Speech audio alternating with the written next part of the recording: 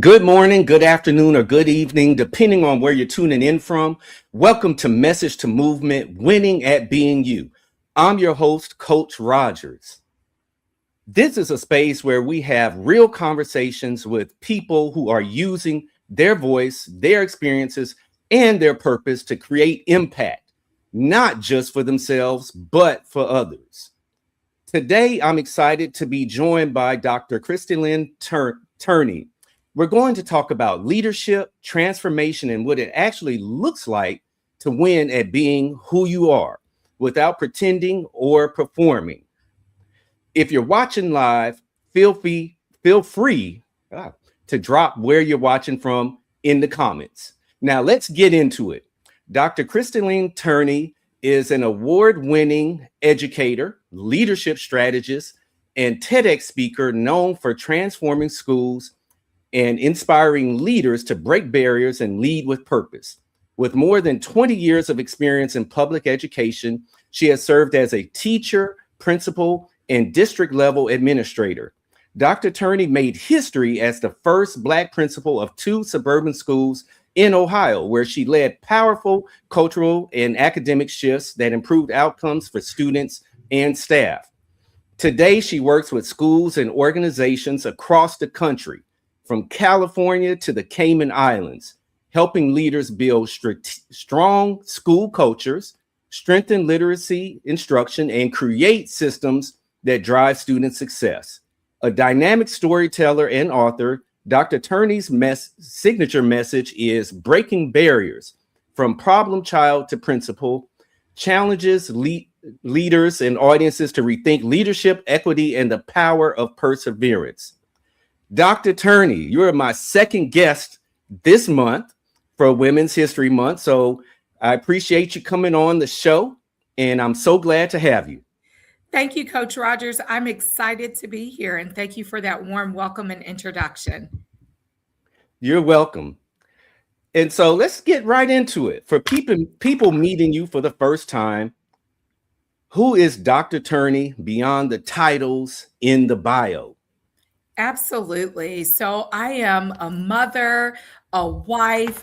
I am passionate about what I do, and I play a very important role in my family and in my spaces in my church, as well as my sorority, Sigma Gamma Rho Sorority Incorporated.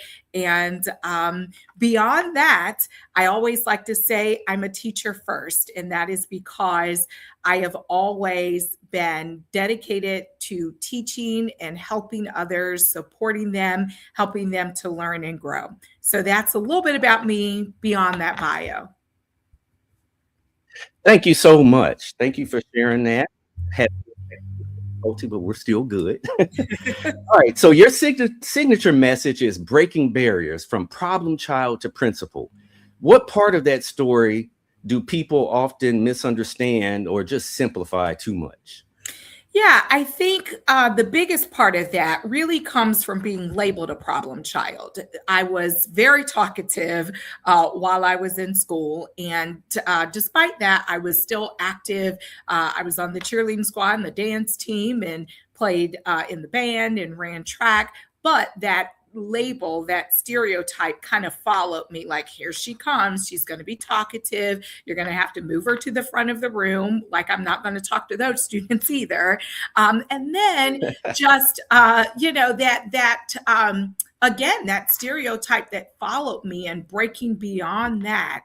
And one of the things that really prompted me to want to become an educator is because I only had a few educators that, first of all, looked like me, but secondly, really championed and pushed me to the level that I needed to be. And so I said, I really didn't have those teachers, but I know that I could be that teacher. And I set out on my journey as an educator to really become ultimately a principal, because I knew that that was where that power lied, in helping to shift teachers' mindsets and really having that great impact on students.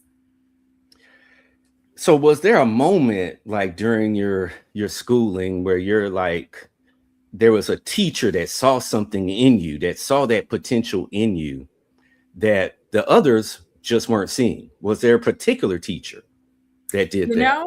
Honestly, not really. And that's really sad to say. I know that Mm. a lot of other speakers and educators can point to that single teacher who really turned everything for them.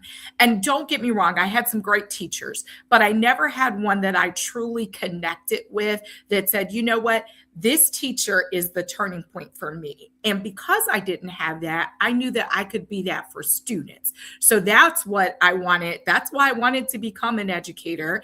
And as I said, ultimately a principal, because I knew that I could have those connections with students. But I really didn't for myself in my own personal experiences. And let me also be clear, in the as the teachers that I had, I also had some really good coaches. And I think that is what pushed me more than the teachers in the classroom. So had an amazing band teacher who was also over our dance squad, and also had a wonderful track coach, a couple of track coaches while I was in school that pushed me. But again, that push was in the direction of what I was doing after school and not so much what was happening in school and in the classroom day to day. So when you describe yourself as, I guess, the problem child, was there anything in particular going on in your life that was maybe influencing that?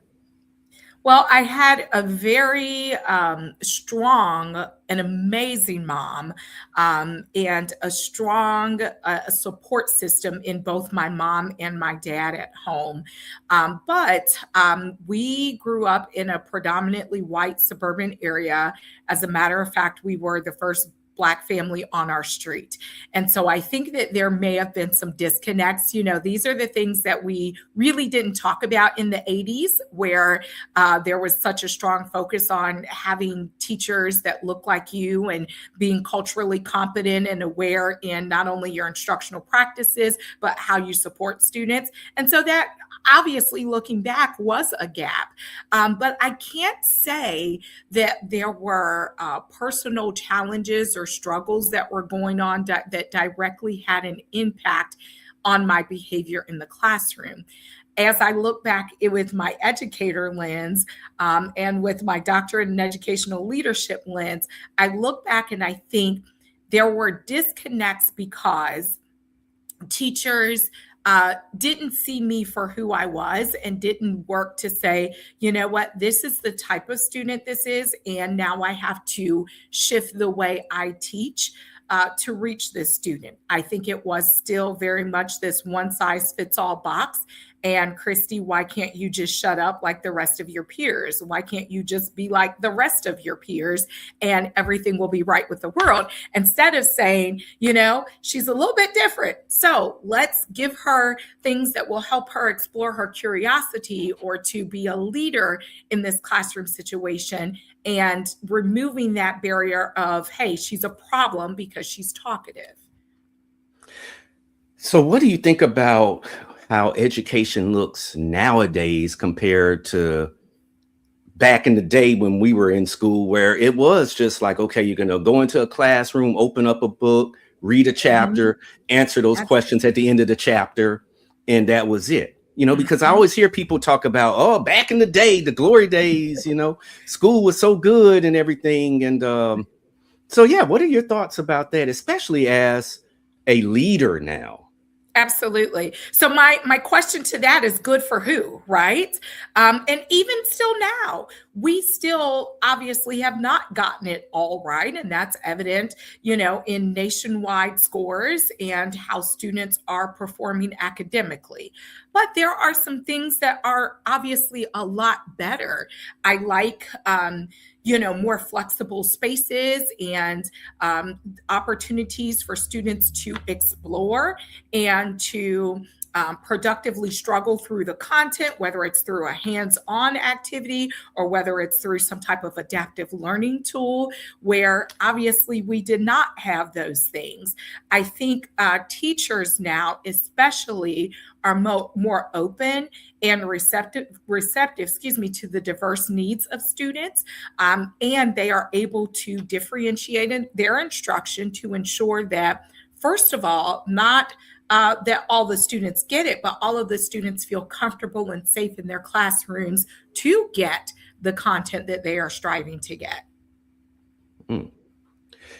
And so you mentioned, or you've shared with me that you were the first Black principal in a suburban school in Ohio. Yes. And so with that, what were some of the realities or challenges that you faced in that position? Well, it was two schools, a middle school and a high school, separately. And I must say, I had an amazing staff in both of those buildings, an amazing team. Shout out to Fairfield Middle School and Coleraine High School. They were phenomenal, and they supported me in the change process and in the journey. And when I speak about change, I'm talking about changes and shifts in culture, some academic shifts that were coming really from the state, where, the testing models were changing, some of the instructional practices were changing, and of course the tools and the resources were changing along with them. So it was a huge change process, not to mention being the first Black principal and only the third female principal in one of those buildings. That all went into that change process. But when I think about like the realities and the challenges, it was just leading in a time of really uncertainty and change. Again, some of the testing models were changing, some of the resources were changing, the world around us obviously was changing, and the student demographics and populations were changing. And so on that journey with both of my teams, it was pushing and supporting that level of cultural competence, also addressing those achievement gaps. We were getting in more students who had academic gaps, whether it was from a previous district and now they're in our own district, or whether it was from some academic deficiencies that they had within our own district. And so making those shifts to make sure that we were aware and knowing that we could not put them in a box and make them that one size fits all. In the midst of those two principalships, though, I had toddler twins and two school-age children at the same time. So just kind of balancing life and family.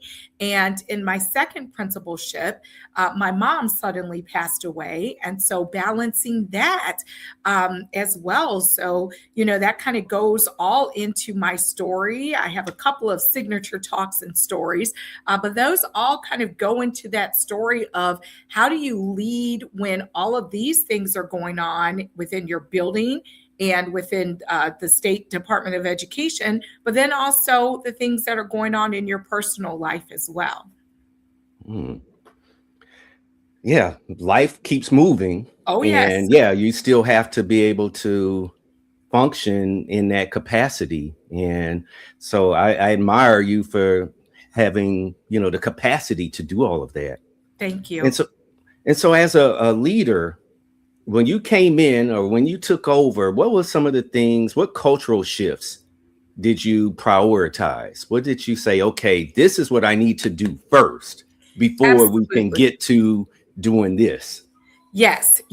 So for starters, valuing teachers' voice and collaboration, and not to suggest that that wasn't a strong area prior to me arriving, but there was some things that we needed to improve upon.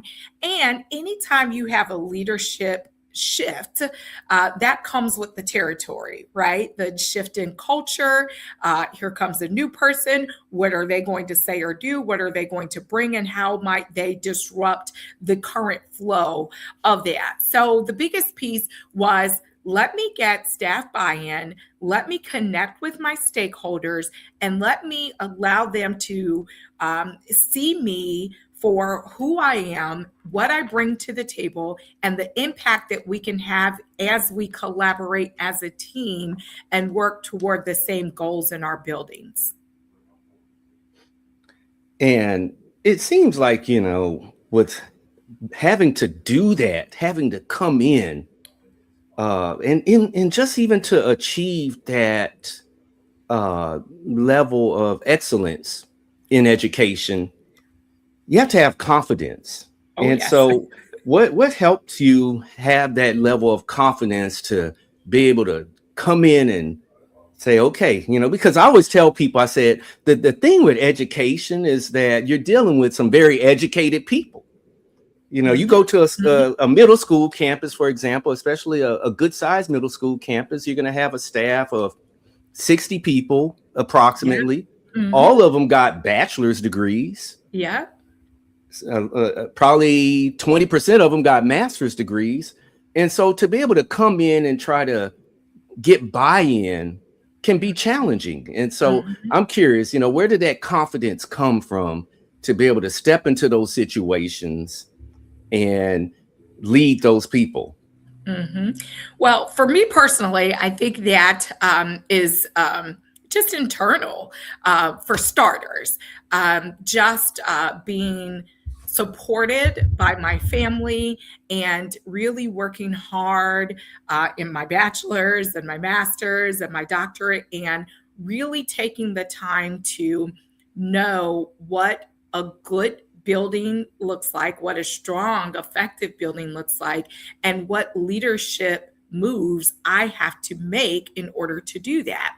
And so that confidence came with, hey, I think I got this whole thing about here's what I can do to make an impact. And that wasn't just doing it independently, it was also, how do I draw people into me so that we as a team can have that impact? So it wasn't just, oh, I got this all on my own. And I think that confidence in being able to get people to buy in and to join my causes really goes back to, me and my high school days, for instance, when, I was the dance team captain, for instance, and getting others to buy into that. And then again, just taking that staff and saying, here's what we can do together.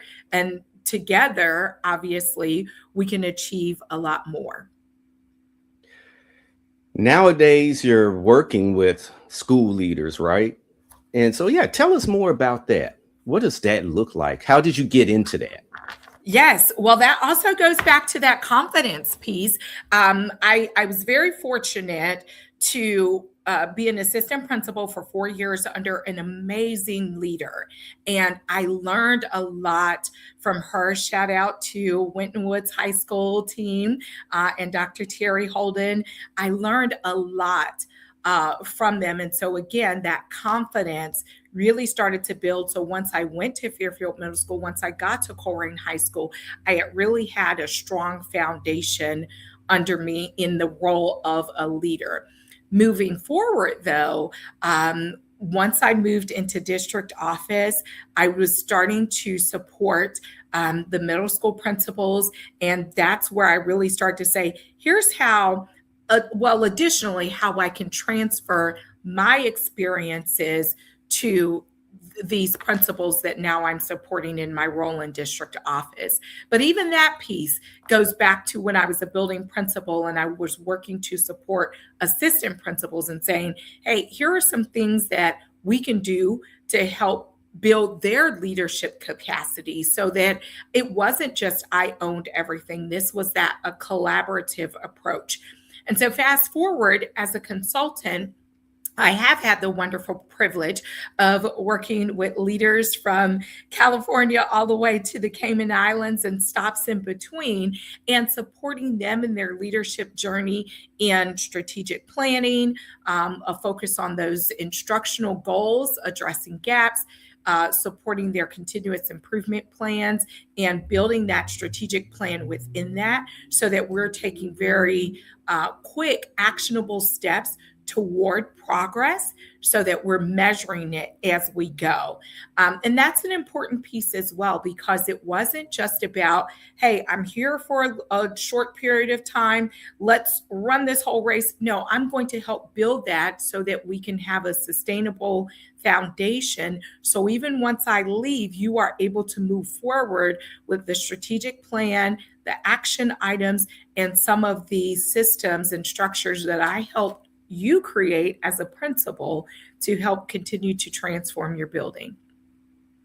So these leaders that you're working with, are they reaching out to you on their own accord, or is it like their leadership saying, hey, we think Dr. Yes. Turney can help you, and so we're going to contract her to come in and work with you?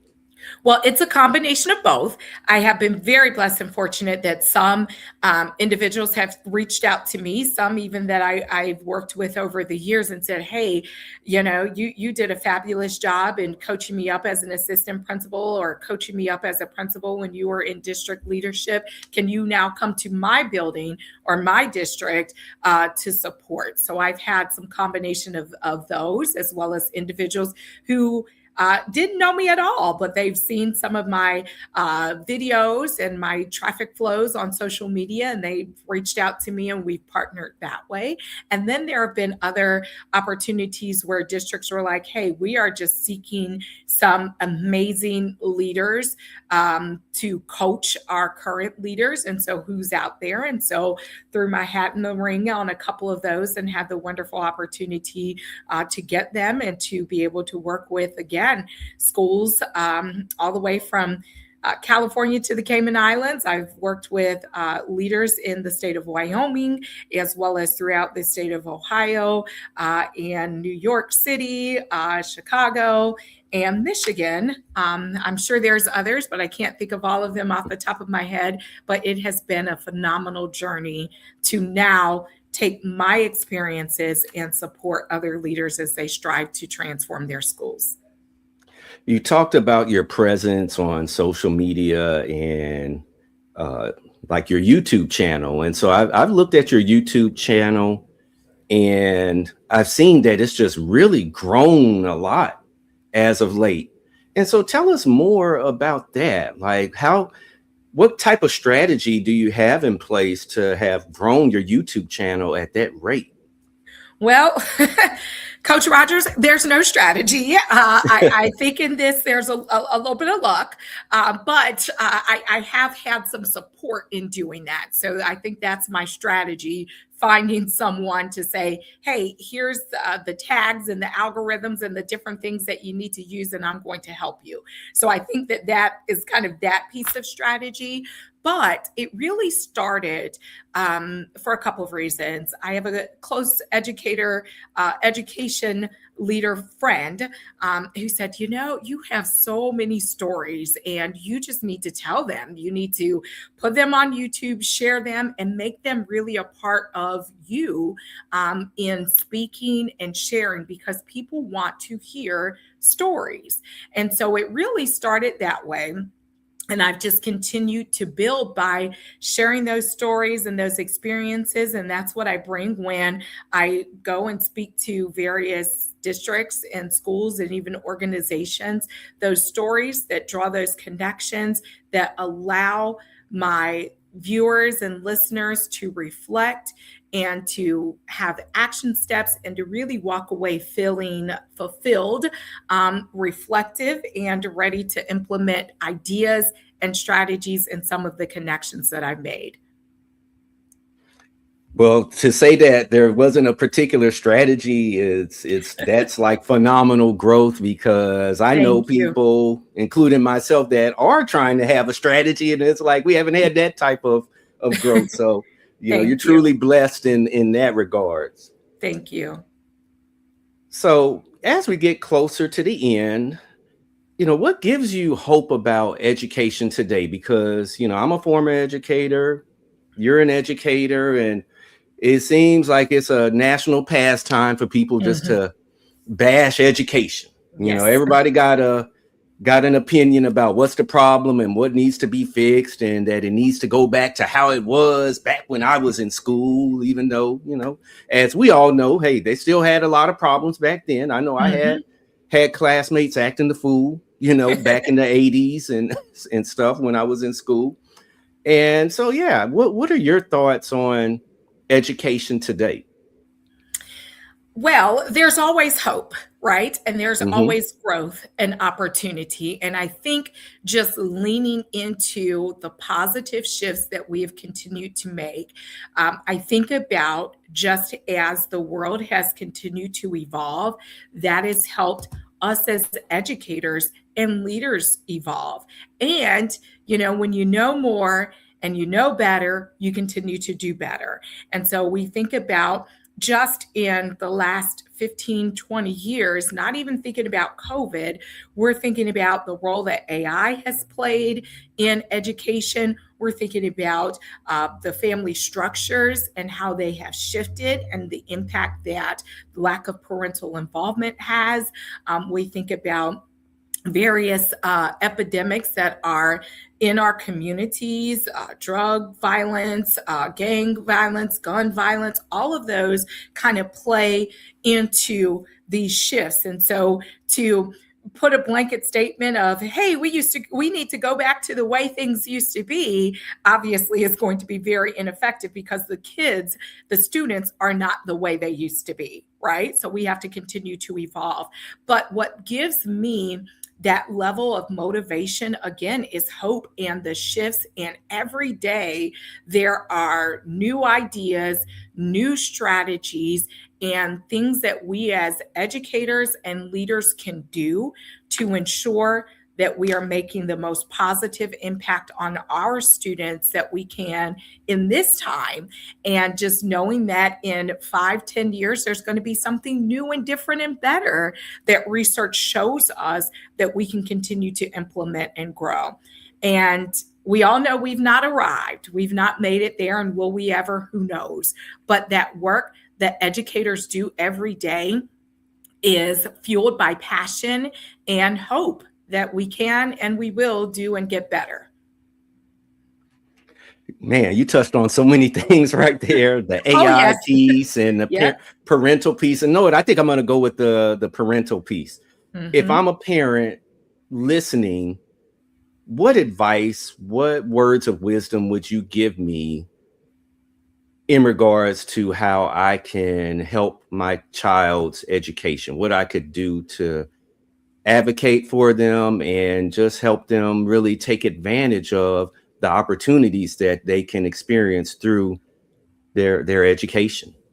Absolutely. And as an educator with 14-year-old twins, I ask myself that all the time, right? So, with that, if I'm asking these questions, I know that there are other parents out there who might not have the direct connection to education to say, hey, what can I do?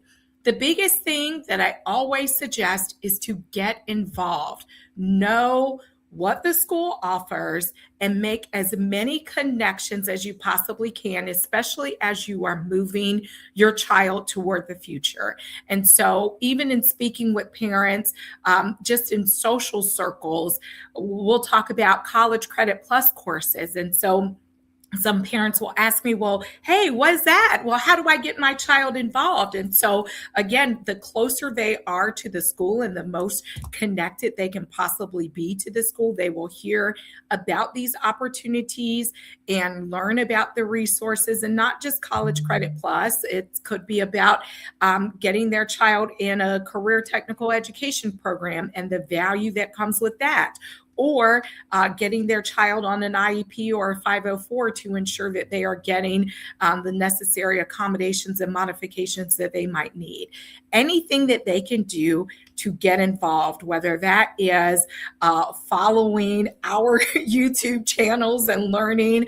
I know I get a lot of things that pop up on TikTok. Other parents are sharing ideas, strategies, and then just connecting with the school, whether it's through their social media platforms and or their website, and just trying to connect as much as possible to know what's going on and how they can support their child or children.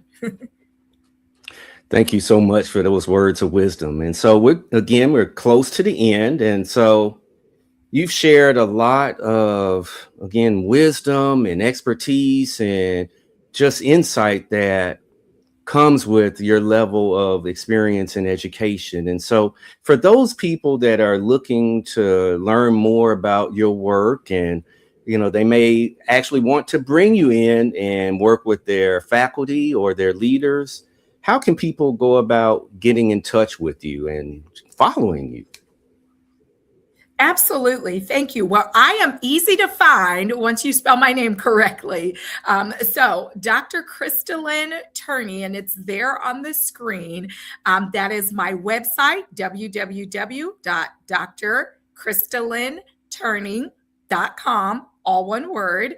My email address is the same, drkristylynturney@gmail. I'm on LinkedIn, Dr. Kristilynn Turney. Facebook. I'm also on TikTok and Instagram, all under Dr. Kristilynn Turney. So even if you Google me, you can get to my other platforms there as well.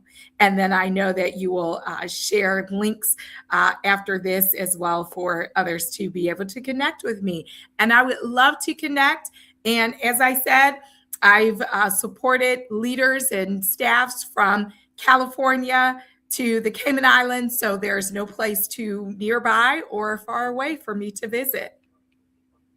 Do you have any upcoming events that you're going to be speaking at or doing presentations for? Yes. Well, I actually don't. And I would love to. So here's your time. But I am coming off of my first TEDx, which I did in Inslee, Alabama, just 2 weeks ago. And my topic, From Problem to Principle, and unlocking those labels and stereotypes leading into potential. And so I know that's pretty lengthy, but the short of it is From Problem to Principle. And I have a couple of other signature talks. And so as of right now, I am working with individual schools, providing leadership support and doing some internal and embedded PD. But wow, I would love to visit more schools this spring and summer, and even into the start of the school year as we are kicking off back to school time. I would love to be the keynote or provide some professional development training, so they can reach out to me. And also on my website, they can check out my 4 main signature talks. Thank you so much. So there you have it. She is not hard to find, Dr. Turney. Multiple ways to contact her. And so, Dr. Turney, I thank you so much for coming on the show. It's been great. Thank you for having me. It has been a pleasure. And there you have it, folks. From message to movement, winning at being you. Change happens one person at a time, 1 second at a time. Let's go.